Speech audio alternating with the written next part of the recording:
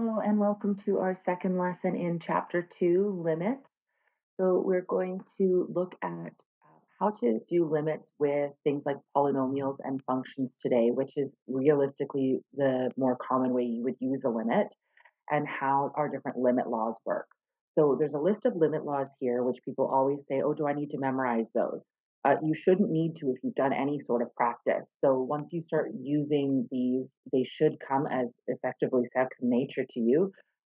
When you first are going through questions, you might want to have this list out when you do homework, for example, to remind yourself if that's something you're allowed to do or not.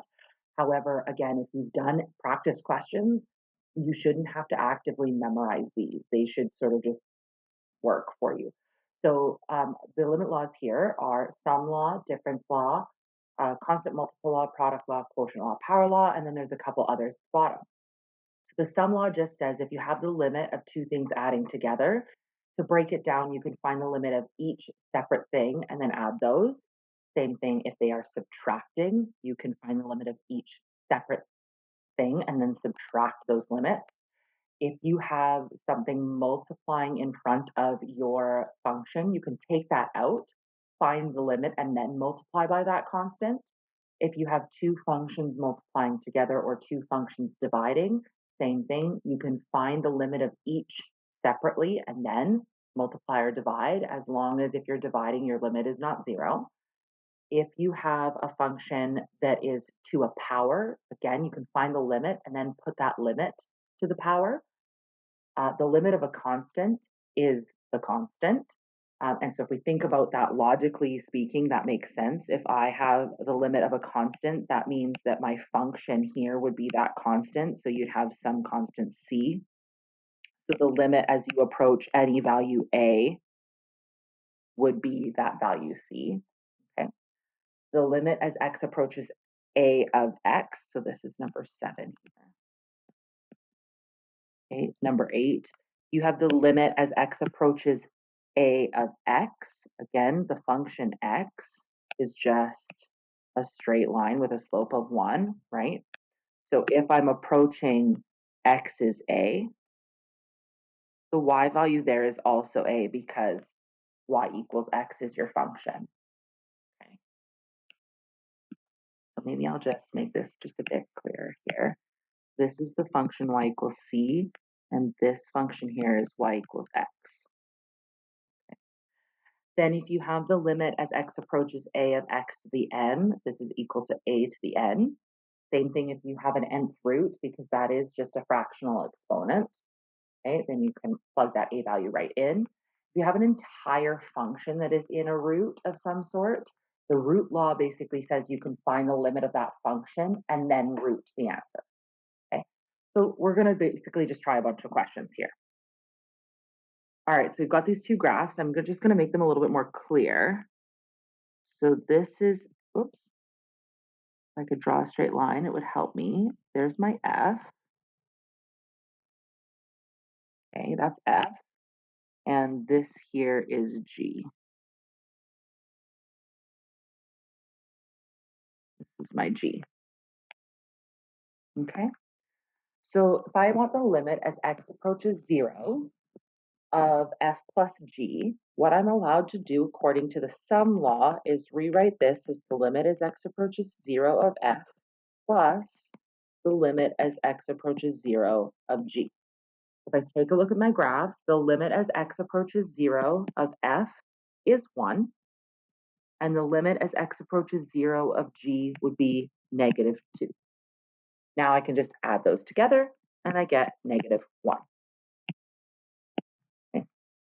The next one, I have two different things going on. I have that I can split this up using the difference law, which would give me 3f as one of my limits, and the limit as x approaches 2 of g would be my other limit. Now I also have the constant multiple law that says I can take this 3 out in front of my limit.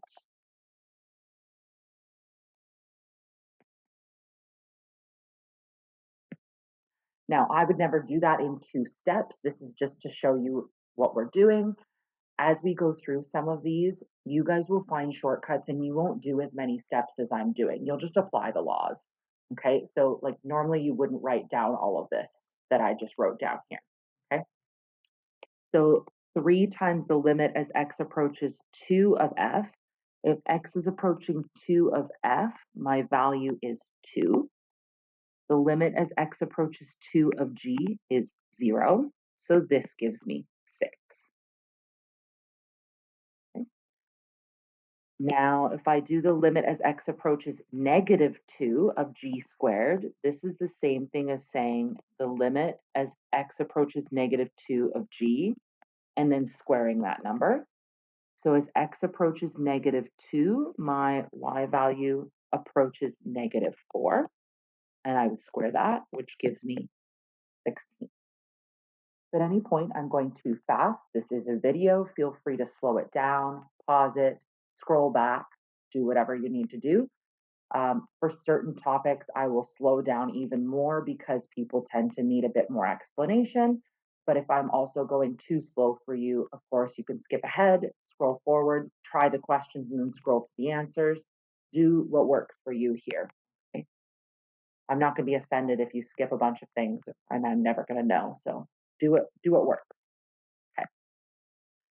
So the last one here, I can use my quotient law and say the limit as x approaches 2 of f over the limit as x approaches 2 of g. My limit as x approaches 2 of f is 2. My limit as x approaches 2 of g is 0. We can't do that. You cannot divide by 0. Hopefully we are all okay with that fact. So this is going to be does not exist. Okay. Now, what happens if we have something like a polynomial and not a graph? Okay, so what we're going to do is we're going to break this down bit by bit. So I've got limit as x approaches 3 of x squared. Using my difference law, I can separate this into the limit as x approaches 3 of 4x. And my sum law, I can have the limit as x approaches 3 of 7. Now our squared term, we can rewrite as the limit as x approaches 3 of x squared minus or 4 times, I could take 4 out here.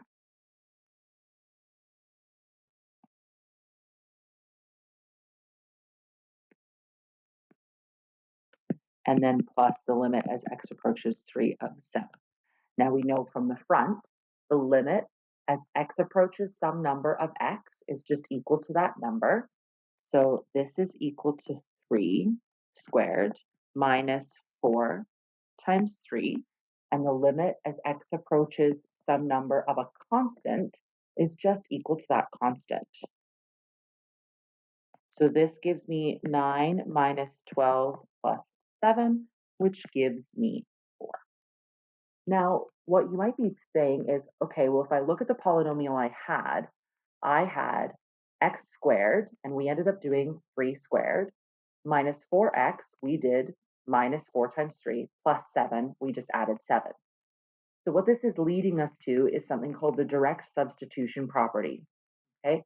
So hopefully you've noticed here that all we really did is plug 3 into our polynomial. And we can do that instead of having to write out all of these limit laws. If we have a polynomial as our function, we can simply plug that x value in and find our y value that we would be approaching. Similar, if we have a rational, we can plug it in as long as we don't have 0 on the bottom of the denominator.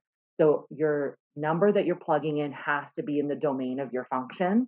And so obviously, if you have a non-permissible value and that's what you're approaching, you can't plug it in because you'll get a denominator of 0. Okay. So if that just all sounded like a foreign language to you, hopefully doing some examples here will help. So if we want to evaluate this polynomial, what we're really being asked to do is find, as x approaches negative 2, what y value are we approaching for this function? Well, if we plug x in, we can find that y value. So instead of needing to break this all down using our limit laws, we can just find the y value we're approaching by plugging in our x. So if I do that, I would get negative 2 cubed minus 5 times negative 2 plus 4, which gives me negative 8 plus 10 plus 4, which gives me 6. Okay. For the next one, okay, we've got a non-permissible value of -1. So our domain for this one is that x can't equal -1. So we're fine. X is approaching 3. We can just plug it in. For our cubic, it's a polynomial. All polynomials have domain of all real numbers. So it doesn't matter what we're approaching. If it's a polynomial, you can just plug it straight in. As soon as it's irrational, we have to consider if we're approaching our non-permissible value or not.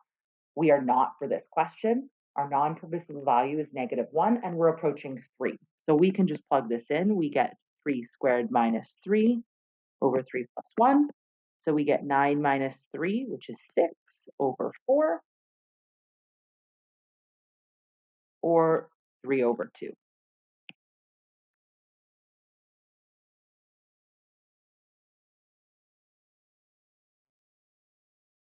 All right, so let's try the next one.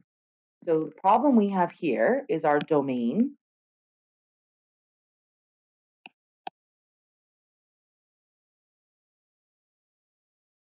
if we look at the denominator, is that x can't equal 2.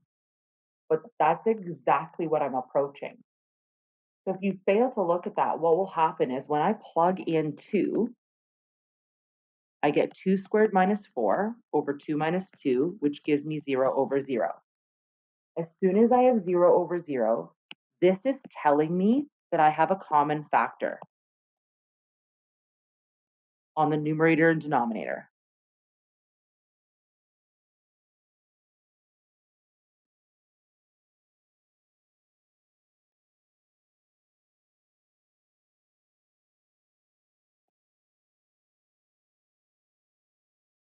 So my advice to you would be, as soon as you see that you are approaching one of your non-permissible values, factor your rational and simplify.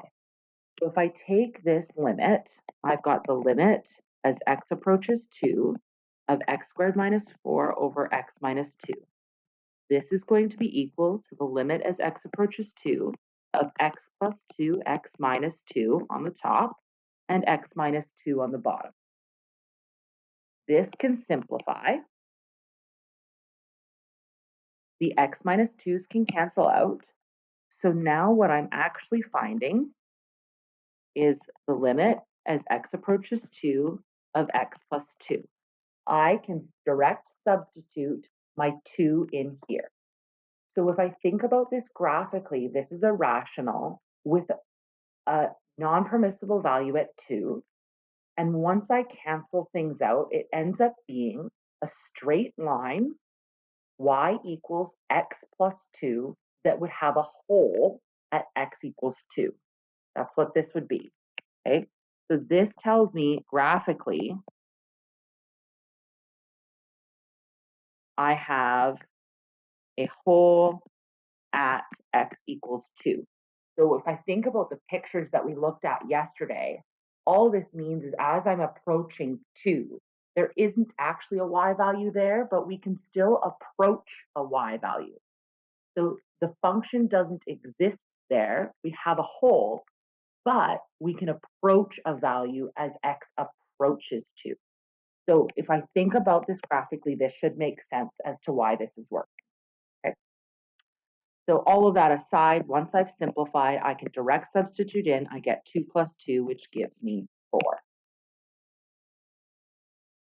So for the next one, I don't know what my non-permissible values are. I need to factor this thing first. So if I rewrite this, I've got the limit as x approaches 4. On the top, I can take out a 2x, and I get x minus 4. On the bottom, I can factor this to be x minus 4 and x plus 1. If you are not comfortable with factoring, you need to get comfortable with factoring. Our x minus 4's cancel out. So this gives me the limit as x approaches 4 of 2x over x plus 1. Okay, so once I've factored, I see here my domain is that x can't equal -1 or 4, and I'm approaching one of those non-permissible values, which means I needed to simplify from the top and the bottom. Once I've done that, I'm not approaching the non-permissible value I have left. So I can direct substitute and get 2 times 4 over 4 plus 1, which gives me 8 over 5. So hopefully you are also noticing I am continuing to write limit as x approaches until I direct substitute. If you do not write limit as x approaches, you are not writing the correct mathematical statement that you are trying to accomplish. It's like you're not writing an equal sign anymore and you're just writing expressions. So we're not just talking about the expression, we are talking about the limit as x approaches of that expression. So you need to keep writing down the limit portion until you direct substitute in. Okay. So again, if direct substitution results in 0, 0, there's a common factor. You need to simplify to cancel out the common factor, and then you can direct substitute to find your limit.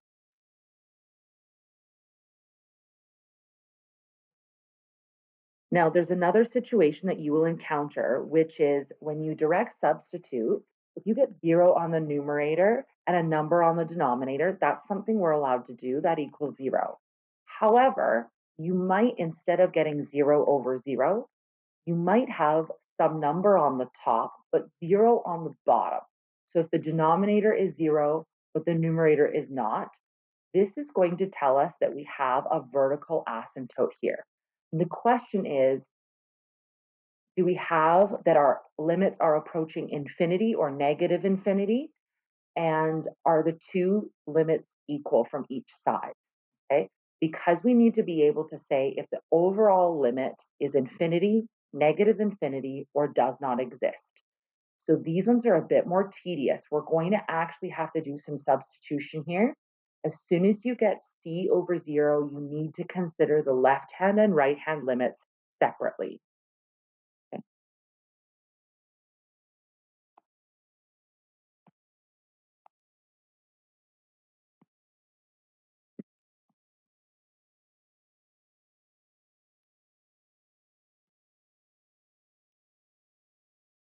Okay. So for example, this first one, if I direct substitute in, I would get 2 over 2 minus 2, which gives me 2 over 0. So this tells me I need to try right hand and left hand limits.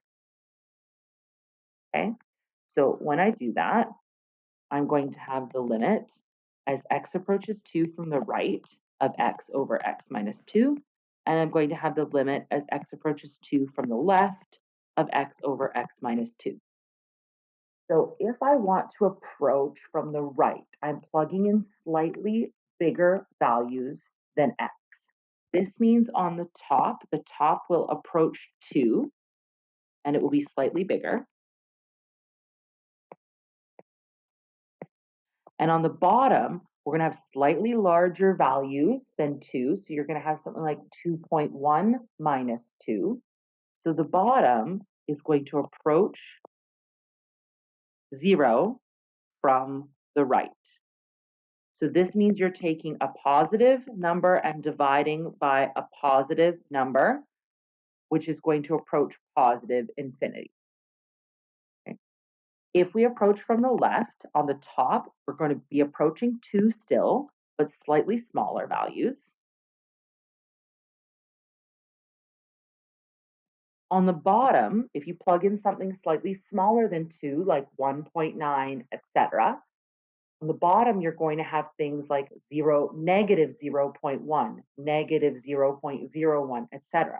So the bottom is going to approach 0, but from the left or from a negative side, meaning on the top is always positive, it's positive 2. But on the bottom, you've got negative numbers, negative teeny tiny numbers, meaning this is going to approach negative infinity. So because these limits are not the same, this means the limit as x approaches 2 of x over x minus 2 does not exist. So this would be a graph like something like this. Okay, that's what it would look like graphically. Okay. If we try a different one, again, if I plug 3 in, I get 1 over 3 minus 3 squared, which gives me 1 over 0. This tells me I need to try left hand and right-hand limits. Okay, so I'd have the limit as x approaches, if I could draw an arrow, that would be good. Sorry, this is messy. Let's try this again. X approaches 3 from the right of 1 over x minus 3 squared. And then you'd have the limit as x approaches 3 from the left of 1 over x minus 3 squared. So on the top, we can see that these are always just a 1 on the top. The question is what's going to happen on the bottom. So if I plug in slightly larger values than 3, I'm going to get really tiny approaching 0 values from the right. So they'd be positive squared, which is going to give me 1 over a positive teeny tiny number, right? Because if I approach from the right and I take a positive number and I square it, I'm still going to have a positive number, which would give me infinity. Okay. On the bottom, I would have values that are approaching 0 from the left, because my values are slightly smaller than 3, things like 2.9, 2.85, 2.999. If I take those and I subtract 3, I'm going to get a very small negative number. But again, I'm squaring that on the bottom. So on the top, I still have 1. But if I take a teeny tiny negative number and square it, I'm going to get a positive number again, which means that this is also going to approach infinity. And since the two limits are equal, this means the limit as x approaches 3 of 1 over x minus 3 squared would be infinity. Okay. So you've got a couple situations. One, the x value you're approaching is in your domain, plug it in, and you get your limit. 2, the x value you're approaching is not in your domain, and you have a common factor you can cancel out. Then plug in the x value, find your limit. The third one is what we just did. The x value you're approaching is not in your domain, but there is no common factor. Then you need to find the left-hand limit and the right-hand limit and determine if your overall limit is infinity, negative infinity, or does not exist. Again, there's some practice questions on the bottom. There's not a ton today. I would suggest doing all of those questions on the bottom today.